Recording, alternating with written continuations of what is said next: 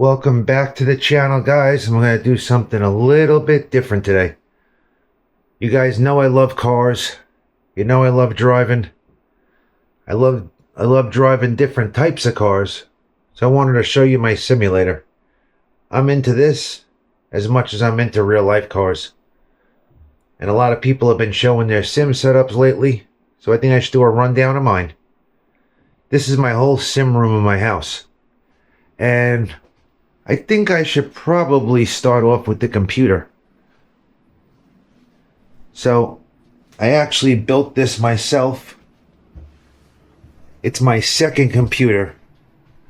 And the reason why I'm saying it's my second simulator computer is for the same reason I'm going to say that this is my third rig that I built. Of course, basically, I first got into sim racing and I bought a Logitech wheel and pedals off of Facebook Marketplace for, let's say, $250. And I started with the homemade rig, which is fine. Perfect. I bought a Amazon rig for like $150 and put the Logitech on it. Perfect. Once I knew I liked it, I had to rebuy the rig, which is 100% perfect. In my opinion, if you're to spend $300-400 to see if you like it, don't go out and spend $5,000 if you don't know you don't like it. So you might waste a few $100s in the beginning, but you could always sell a Logitech wheel and pedal any day of the week. So I suggest buying something that's affordable, that if you really like the hobby and you want to get more stuff, great, upgrade from there. So this is the computer I built last. This is what we're working with now. It's basically, I have a 9800 X3D and I have a 4090. I have a, what's it called? That's really it. I have a cooler on it from Corsair. You don't need much more. The only reason why I need a 4090 is because I like to race in VR, and occasionally I race with triple monitors. And the last thing you want in sim racing is stuttering going on. Now, this rig here, let me get a little closer. I bought this rig. It's a Track Racer TR120. It's super thick, super sturdy. I mean, there's no wheel with too much force feedback that it's not going to hold. And I also want you to know the best thing to do is buy like an 80/20 rig, because it's universal. Before this, I bought a great Track Racer tubular rig, and I had to rebuy it because I wanted to add motion, and it was a major hassle to do so. So, Track Racer rig. This is also a Track Racer bucket seat. Very good. Very good quality. You won't have any issue with that seat. It's very sturdy. This thing don't move at all. Then, the next thing I wanted to show you guys is the wheelbase. This is an Asetek Forte wheelbase. It's 18 newton-meters of torque, which I think is more than enough. They have an Invicta wheelbase is their best. I think it's like 25 newton-meters of torque, but 18 is more than enough for me. So I really do highly recommend Asetek products. They're like the best on the market. Asetek and SimiQ Pro is very good. I suggest you buy the best one that you could afford. I actually got this on a deal one day. It was a special for like their 3-year anniversary at Asetek, and they gave me the wheelbase and the pedals, which these are like replicas of the Pagani Huayra car, but it's an Asetek Invicta pedal. Asetek is the company where the pedal is like, there's no play in the pedal, it's rock solid. And I'll be honest with you, when I first got, my friend had these pedals. I tried them and I hated them. I said, oh, I can't know how to use that pedal, it's very hard. But after like a couple tries, the Asetek pedal, people will tell you it's probably the best in the business, unless you want to spend $3,000 on a SimiQ pedal. That's the best one on the market. If you don't believe me, any of the brands now making pedals, Moza, Sim Magic. Before this, I had one by the name of Simpson. It was like a $250 pedal that they sell on Amazon, AliExpress. It was a great pedal. By now, they know how to make load cell pedals. This is actually, see, a load cell pedal is if you're new to sim racing, a load cell pedal will predict the amount of force. So that way you can be very accurate. Every time you press the brake at a certain pressure, it's going to be the same amount of braking. And it teaches you how to get muscle memory in the pedals. These are hydraulic pedals, which they say is a little bit better. They're both good. There's no difference. Just make sure you get a load cell pedal. If you start with a Logitech pedal, great. Get started. You're not going to keep it forever. Then I got this wheel. This is a GSI wheel, Gomez Sim Industries. They make like real good high quality wheels. I personally just like this style because I do a lot of GT racing. I'm going to get an Acertech round wheel. I do want to get into drifting. But right now, all I do is pretty much play iRacing or Le Mans Ultimate. That's why when I bought these pedals, there's only a brake and a throttle. I'm going to add a clutch right here. I have a hand brake in the closet from Moza. This is also a Moza shifter. It's pretty good. This PXN button box. It was cheap. I think 70, 80 bucks. It's great. It could do everything. These buttons turn. The buttons press in. Has one of these little joysticks. Great. Over here, I have the Stream Deck. A Stream Deck is great because you could save functions that, for me, I'm in VR. So while I'm racing, I could just change functions real easy by pressing a button. That's good. I built the cup holder. I always like drinking something when I'm racing. That's important to me. That way I know exactly where it is every time. As I'm sitting in the seat, I grab my water bottle, take a quick sip, put it back on my Red Bull. I just built it myself by just bolting this in the side of the rig. Let me move this. We'll get back to that afterwards. I really like this feature because it makes it feel like a car. So this is, check this out. This is my glove box and my armrest. All this is right here. When you want to hide wires on the computer, you want to like tuck them in, let's say. I bought this box off Amazon to hide wires. And it just opens up. You can put your gloves in there, whatever you want. But when you sit down, it's the perfect height to be an armrest. And then I used to have a BMW E46. They sell this like E46 armrest pad for about $35 on Amazon. I just glued it to the top. And I have a perfectly working armrest right now. Let's see. You can see it. This is me sitting in the seat. Perfect armrest. Perfect drink spot. Perfect shifter spot, even though I don't use it. Perfect button box spot. You know, I do a lot of racing. And to me, one of the most important things is the ergonomics of the rig. So you want to make sure you have very good ergonomics. That way you're comfortable, especially if you're going to spend numerous amount of hours on here. So keep that in mind. This is the button where it's like a safety mechanism. If something were to happen, it turns the motion off, boom. Then over here on each side, this is the wind. Here we go. This wind just blows wind at you because it gets hot when you're racing. But like you could set it up where if you give more throttle, it'll spit more wind at you or side to side. That way it feels like you're really moving. But to be honest with you, I can't even use it because I'm running so much stuff. I'm getting like EMI issues from having that hooked up, so I just keep it off. And then the monitors, truthfully, I don't play in VR. I'm sorry, I don't play on triple monitors.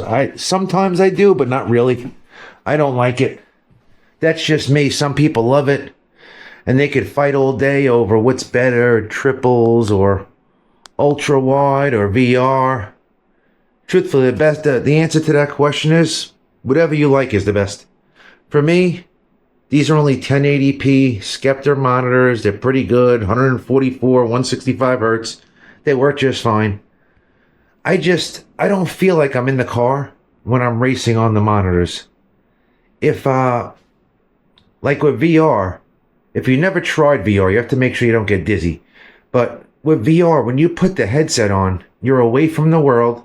You just stepped into your world of sim racing, and you're actually sitting in the car. Like, a lot of people who race, they know this already. But if you haven't raced, you're not like watching a screen. You're sitting in the car. So if you could do that, it's the best way to do it for me. And I raced with a Quest 3 for a long time. The Quest 3 was great. After the Quest 3, I went to this baby right here. This is the big screen Beyond 2. It's the same weight they say is like a cell phone, 1.5 ounces or something, or grams, whatever. It's super light. You put it on, and you're in the car. And it's extremely clear. It's like 1440p monitors on each side. And it's form fitted to your face. I had a big screen one before this. And then I went to the big screen 2 because I liked it so much. So I race in VR 99.5% of the time. That's just my style. And I'm sticking to it. So, now you want to get an 80/20 rig. It doesn't have to be this rig. It doesn't have to be a $1,000 rig or an $800 rig. You basically just need an aluminum profile rig. That's my recommendation. If you don't believe me, go out and buy an $800 tubular rig from Track Racer. And if you ever want to do motion, you're going to buy again. I did, so you could make the same mistakes. But see, this is 3DOF. 3DOF is basically it just goes up and down. So 3DOF, in my opinion, is all you need.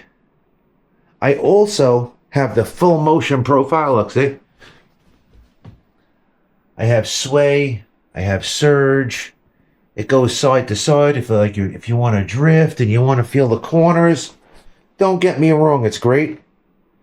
But it's a lot of work, and it's a major, major headache to hook up. And it's extremely expensive to hook up. These right here, 3DOF, those babies are about, I don't know, $2,500, and they're rock solid. I had them for a couple of years. The 6DOF, on the other hand, not very rock solid. I crack brackets all the time. And I had this professionally set up. So, you want to go 6DOF, you have the money, great, do it. I did. Would I do it again? Absolutely not. 3DOF is the way to go. So, but I want to tell you one thing. This was the biggest game changer in the whole profile. When you go from like being stagnant to adding motion to your rig, I swear it's a total different world, guys. Total different world. Now you went from like sitting still, you think you're playing a video game with expensive equipment, to actually moving and the car feels like it's real. Total game changer. I know people say that maybe it's not as fast and pros don't use. I don't know about all that nonsense. All I know is 3DOF is the way to go. I give you my word. Next. Hey, if you don't like it, turn it off. So the next I have the, this is the cubic system belt tensioner. It's not turned on. I don't use that much either. So, people say they love it. Now, this is supposed to give you, like, G-force. That's the one thing you're missing in a sim rig, is the G-force. You know, like, when you're in the rig, you want it to feel like the car's moving. It doesn't feel like the car's moving. Some people love it. I'm not crazy about it. You know, like, I could totally do without it, and I don't race with it all the time. But then there's people who say this is the most realistic thing on the sim rig. And I think they're telling the truth. I don't think they're lying. They love it. I just don't. So if you want to get it, I mean, it's expensive. It was like $1,800 and it's like a 6-month wait. Would I recommend getting it? Maybe. I'm not happy I got it, but you can if you like. So, what's next here? So really, that's it. See anything else important to know about here?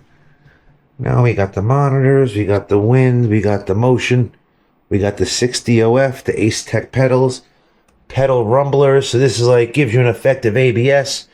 I also have one on the gas, on the throttle. I think that's a great feature. Seat moves back and forth. There's a slider. setting up a rig, putting the monitors together. Yes, you could do it yourself. I'm not very handy at all, but I did it. This speaker, when I'm racing on triples, instead of using a headset, sometimes I like to just hear the sound in the background, sound like a real car. That's also great.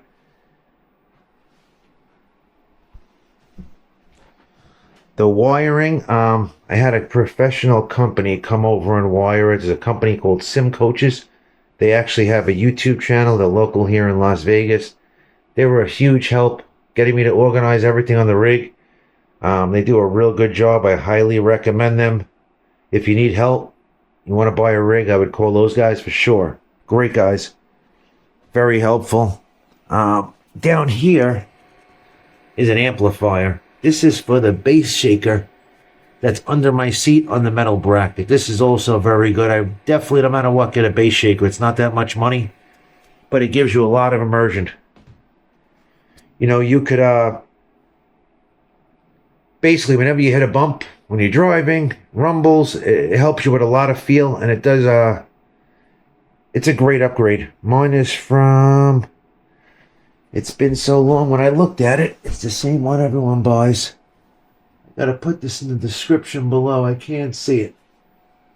Same bass shaker everyone buys off of Amazon. You know, I think it's like $100. And then you get an amp. There's a few different options for amps. I don't know, between $60 and $150. They all work fine, you know. I have a table set up here because I'm in VR. So I need to reach for my keyboard a lot.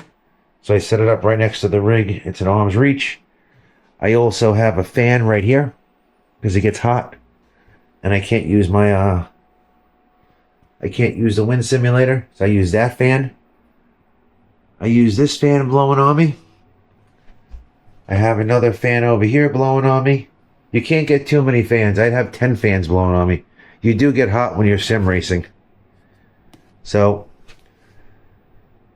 okay. Maybe I should do another video with all the software you need, but you definitely need SimHub. The main racing game for me is iRacing. In the beginning, I played ECC. I used to love it. Now I can't stand it. Assetto Corsa is the game for drifting, and a lot of people like Assetto Corsa. It's cheap. It's a good way to get going. Start it up, but really, you want to play iRacing. That's the way to do it. Only thing left to do now is to run some tracks. Let's see. Alright, we're racing Silverstone. It just started. These guys are quick. Qualified in 10th place. My safety's low, so I also got to be fairly safe. I don't want to hit B class. So predictable. I knew he'd cut across like that.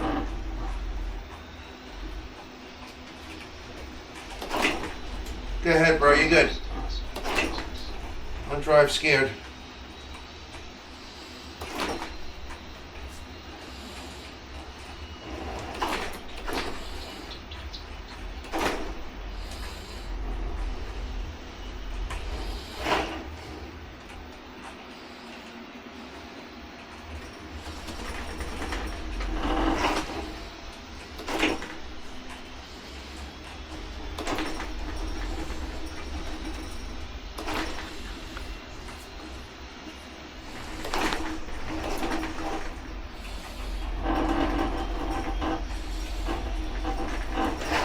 Shit.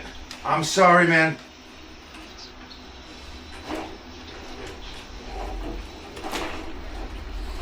That wasn't good.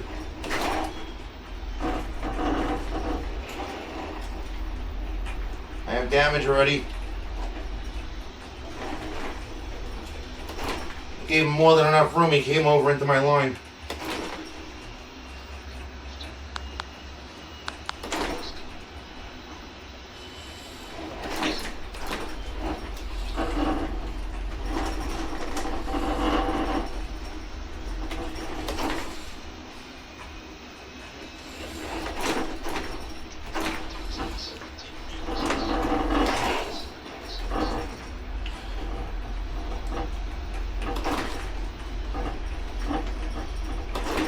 You don't gotta do it forever, another minute or two.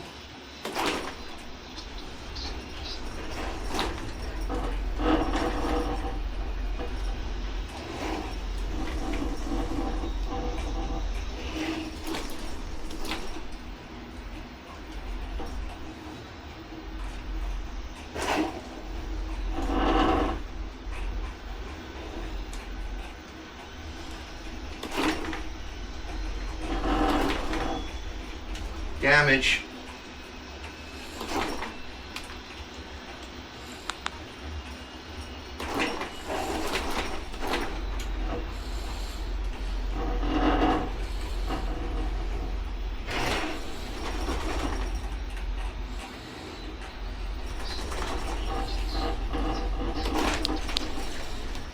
My friend in New York, figures bugging me. 7 a.m. Oh, Annoying. how do I stop? You can stop it. How do I stop it? Just press the button again on top. Alright, so that's the end of the video with the simulator. If you like this content, please like, subscribe, comment down below with any questions. We saw the race. I was just running in 3DOF. As I mentioned earlier, the 6DOF broke. Once again, I snapped a few brackets, but they're sending it over for free. I bought this at eRacing Lab. It's a very good system. eRacing Lab's a great company. 3DOF is basically flawless. 6DOF, it moves in so many directions. It gets a little crazy and it's pushing a lot of weight and brackets eventually snap. This setup that I'm running right now with 6DOF, I snapped 2 brackets right away. Then we strengthened them. It's a brand new, it's a fairly new system they put out for 6DOF. So we kind of got it down, but brackets still snap. When it does, you order a couple more, you put them back on. Not the biggest deal. I really, truthfully, could not even tell a big difference between 3DOF and 6DOF. I keep my motion low. I like it to feel natural. I mean, I could have this thing go up and down inches and fly all over the place. It doesn't feel realistic. So I keep motion at a low setting. Anyone wants my settings or setup, I'll send it over to them. You let me know. I had this thing for a while. I tuned it in pretty well for myself. Tried a bunch of different shit. This is the one I'm going with. Thank you for watching the video. I'll catch you guys in the next one. If you want more sim stuff, let me know. I typically put out car videos. And I'll talk to you later.